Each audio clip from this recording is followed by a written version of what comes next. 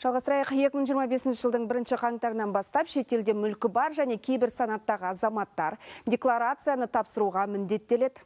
Алматы қаласы бойынша кірістер департаменті 250-ші форма бойынша салық есебін өткізетіндердің тізімін атады.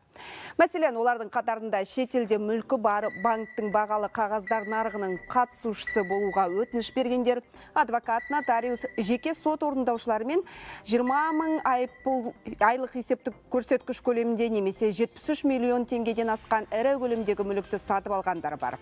Сондай азаматтар шетелдегі жылжымайтын мүлкі мен көлік құралдарын, зияткерлік меншік нысандары мен цифрлық активтерін 1000 айлық есептік көрсеткіштен асатын шетел банктеріндегі қаражаты мен антиквариат, зергерлік бұйымдарын декларациялау қажет.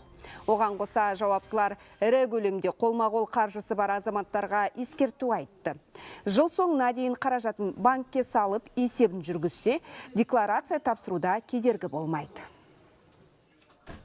31 желтоқсанына дейін, егерде сізде қолма-қол ақшаңыз болатын болса, ол қолма-қол ақша 10 мың айлық есептік көрсеткіштен асатын болса, онда оны банкке салуға шақырамыз. Сол дұрыс болады. Қазір банкке салып, одан кейін қалған ақшасын өз еркімен келесі жылы 250-ші нысанда жаңағы ақшасын, қолма-қол ақшасын көрсете алады.